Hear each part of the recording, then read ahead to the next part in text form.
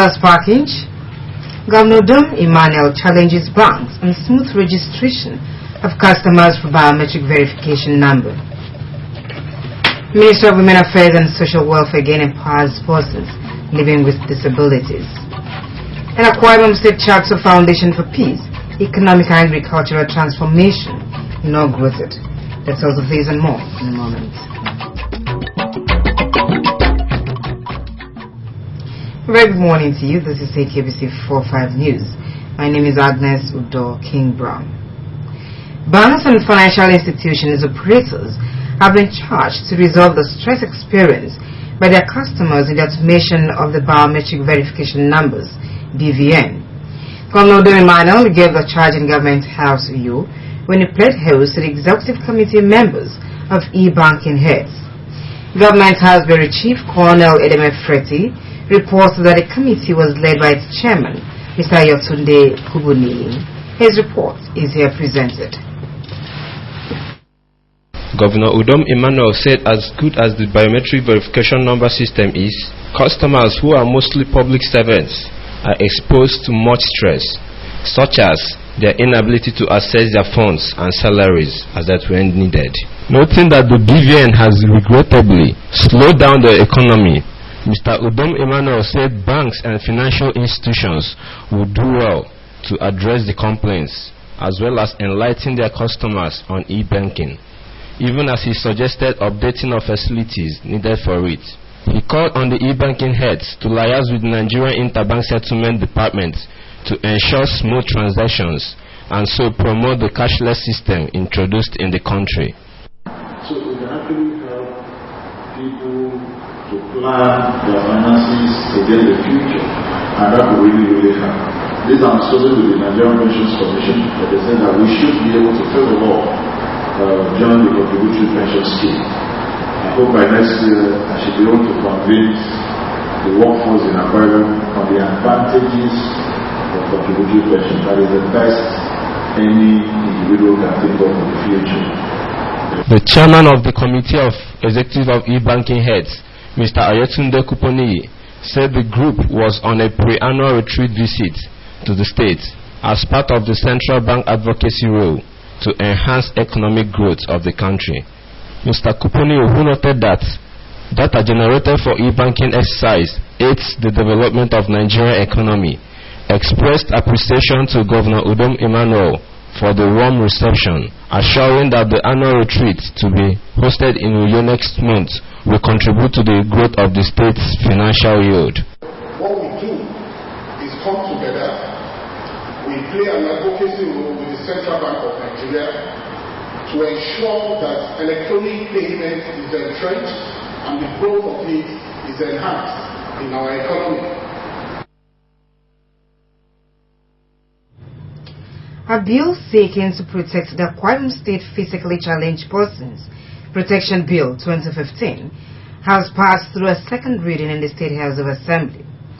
A House of Assembly Bureau Chief Chris Nkan reports that the member representing Surubiam State constituency in the House, Barrister Nofel Luke, is the lead sponsor of the bill. Explaining the bill on the floor of the House, Barrister Nofel Luke highlighted its provisions and appealed to members to support its passage in the interest of Akwa Ibom State. Let me congratulate you and thank you for considering the less privileged in the society to have the privilege of working with you as a personal assistant. And that is what we are doing. That is all what this bill is to do. Giving equal opportunity. The lawmakers who deliberated on the bill said it evoked emotions and sympathy for persons living with disabilities and unanimously agreed for it to be read the second time. The Speaker, Elder Anyekanuko, commended the contributions of members and referred the bill to the House Committee on Women Affairs and Social Welfare for in-depth study and to hand in its report in 2 weeks. Please clap to inform the Chairman House Committee on Women Affairs and the Social Welfare to report back to this House in 2 weeks on that bill. It's very important and it must be given very serious consideration. Meanwhile, The House has appealed to the Nigeria Police and other security agencies in the state to ensure the protection of lives and property at Okobedi 2 and the waterfront area of the former Itu local government headquarters. This followed a motion on the incessant attacks on traders and businessmen in these areas by people suspected to be militants. The motion was brought under matters of urgent public importance by the PDP member representing Ibionibo State Constituency, Barrister Imeokon. Barrister Okon alleged that hoodlums parading as militants have for 3 consecutive times attacked the people and traders at Okobedi Itu, dispossessing them of their belongings and killing 4 persons. While this was reported to the police and we thought that was all, just last Friday, the 6th of November 2015, they returned and the same thing happened. As I'm speaking, Mr. Speaker, traders in Okobedi have deserted their shops. Everybody businesses have deserted, and the few persons left are living in fear. The Speaker, Elder Nyekanoko, directed the clerk of the House to inform all security agencies in the state of the unfortunate developments for necessary action. In another development, the House struck down a motion by the PDP member representing Nsalatai State Constituency, Mr. Mark Eset, on abuse of traditional injunctions on parcels of land by traditional rulers in the state for lack of proper legislative procedure. Chris Nkan, KBC News. The Minister of Women Affairs and Social Welfare has again empowered persons living with disabilities drawn from the 31 local government areas of the state. The event, which took place at the Women Development Center, IBB Way, was organized to support and sensitize them on government programs and policies. Patricia Odo was there for KBC TV News. Her report is here presented. More than 50 persons with disabilities were given wheelchairs and walking support wheels to aid their movement. Financial support was also given to 62 persons with disabilities from the 31 local government areas of the state to invest in their businesses. The Commissioner for Women Affairs and Social Welfare, Dr. Glory Edets, who made the presentation, thanked Governor Udom Emmanuel for extending his love to persons living with disabilities. She said that in line with the governor's 5-point agenda, which include poverty eradication, the empowerment program will eradicate poverty in their lives, and the wheelchairs, walking support wheels, and the money donated will contribute to their success. The Commissioner advised the persons with disabilities to use the money judiciously and also pray for peace and development of the state, adding that when there's peace, government will be motivated to do more for the people. If you are into any business, nothing is too small. Use it to expand your business, because we don't want you to be lazy. Responding, the president of the Joint Association of the Persons with Disabilities, Evangelist Offiong Basi, appreciated the Commissioner for drawing the attention of the government to their plight and also promised to support the Udom Emmanuel's administration.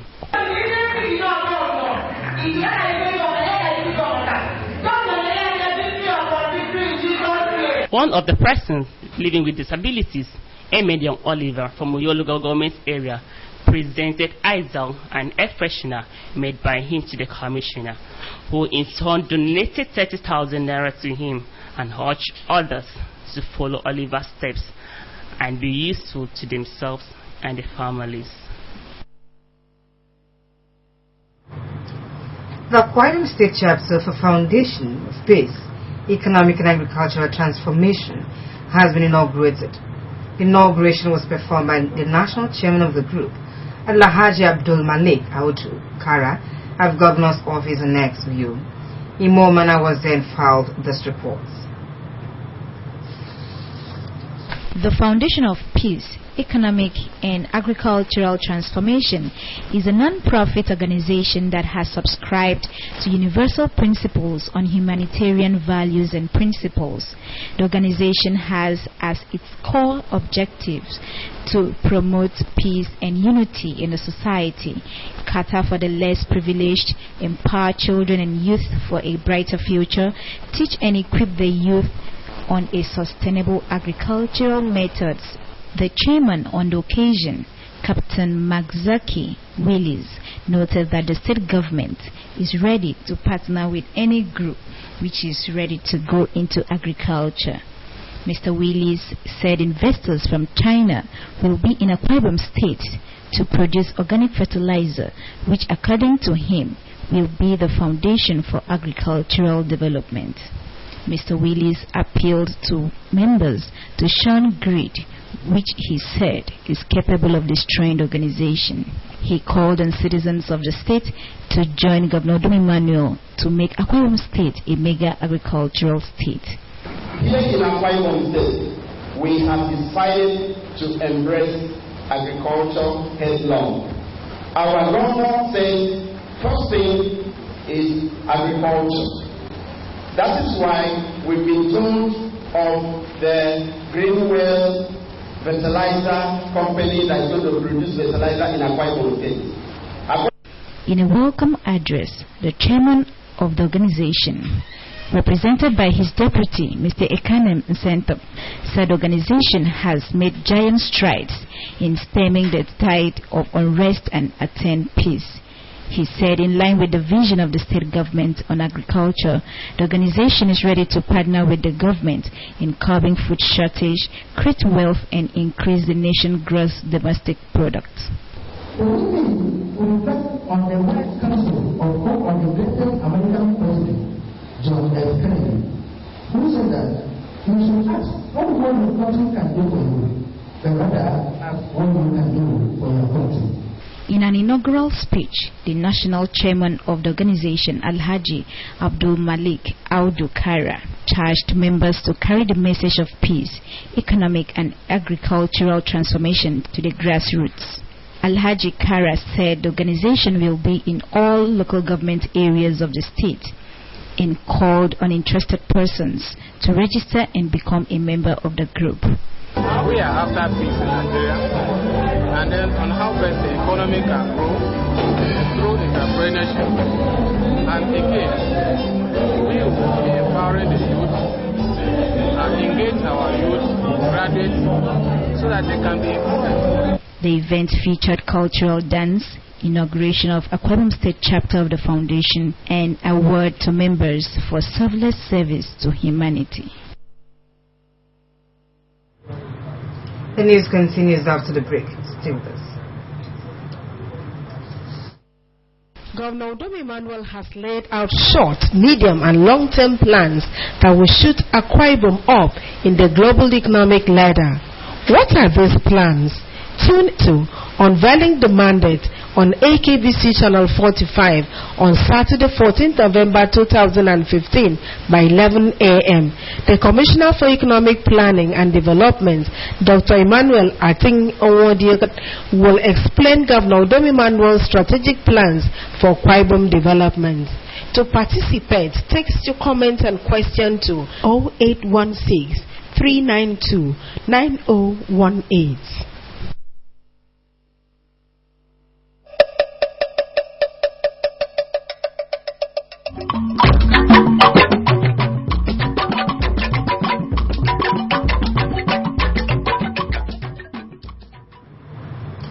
Welcome back. In a bid to familiarize himself with the units in the Akwa Ibom Broadcasting Corporation, the Director General, Pastor Neti Ukpe, on Wednesday met with correspondents and permanent artists of the corporation. The meeting allowed for interaction between management and members of the service units of the corporation, with the Director General presiding. Samuel Ayara has the details. Reminding them on the need to protect organizational integrity, Pastor Neti Ukpe urged operational permanent artists and correspondents of the corporation to be committed in discharging their duties. Pastor Ukpe informed them that the corporation has generously provided a platform for them to develop their talent and proficiency through the introduction of Permanent Artist and Correspondent Scheme. The Director General referred to the scheme as a mentorship program aimed at providing them an opportunity to gain requisite experience in the broadcast industry with benefits of a stipend. AKBC is engaging you simply trying to give you an opportunity for you to live and work. Now, in the course of working for AKBC, you get exposed and you may end up with employment at some other place. You are simply creating a platform for people to take notice of your potentials. He also promised to continue to cater for their welfare in line with the available resources, but encouraged them to upgrade their qualifications alongside their experiences to be at advantage in the competitive global labor market. The meeting availed the permanent artists an opportunity to ask questions bordering on their schedule and welfare. Samuel Ayara reporting. The Commissioner for Transport, Dr. Godwin Tugude, has paid a condolence visit to the family of the late clan head of Northern Uruan in Biaya Uruan local government area, Etibombase Etum Akpan. Dr. Tugude, who was received by the family members of the deceased, described the late Etebom Akpan as a father, mentor, counselor, and motivator who was admired by many.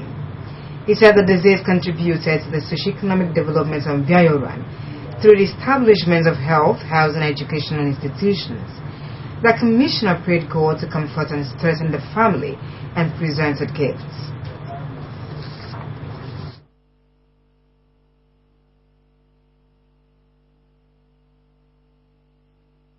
I want to say that you are not alone in this moment of grief.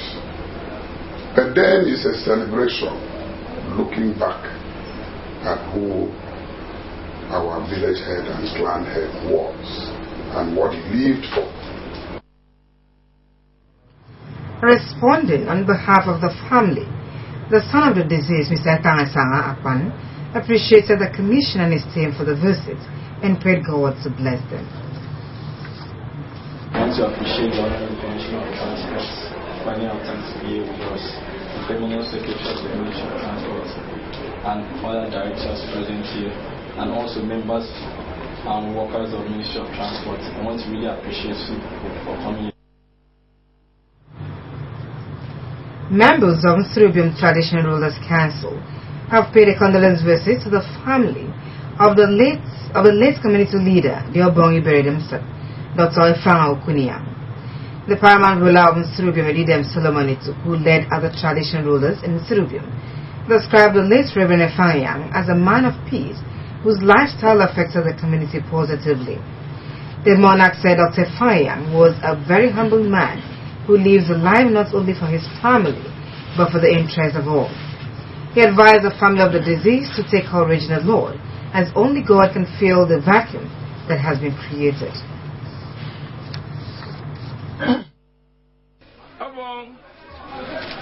Doctor Efanga Kuni yang umo agodo oni ongu ke preparation intrubium ikido obon esru for mo ipo anyega obon ga touch ke on life of the people.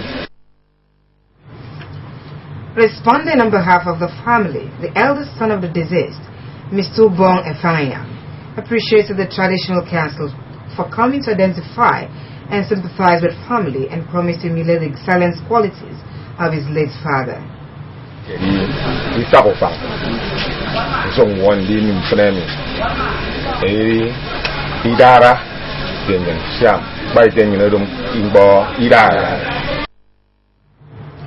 The remains of Dr. Efanga will be buried today, Friday 13th November 2015, at his compound at Ikoro Monsa, Ubiam local government area. The Commissioner for Information and Communications, Mr. Nekanumana, has commiserated with the family of one of its staff, late Mrs. Patience Jimmy, who died on Wednesday, 7th October 2015. Mrs. Patience Jimmy, aged 35, was until her death an information officer in the ministry, posted to the Ministry of Investment, Commerce and Industry. A statement by the Permanent Secretary, Ministry of Information, Mr. Oliver Odopo, said that late Patience Jimmy will be buried on Friday, November 13, 2015, in her husband's compound, number 1 Etmeyo Street, off Hospital Road, Uyo, after a funeral service to be conducted by Church of Christ, Ikoro Pavio, Afaobong, at the Nigerian Christian Bible College, Ukumaba, by 10 a.m. The Information Commissioner prayed the Almighty God to grant the bereaved family the fortitude to bear the loss. And now to foreign news. Code of Conduct Tribunal ordered to suspend the trial of the Senate President. Super Eagles of Nigeria set to play against Swaziland for the 2018 FIFA World Cup qualifier. Messi tells us about these and more in a national information segment.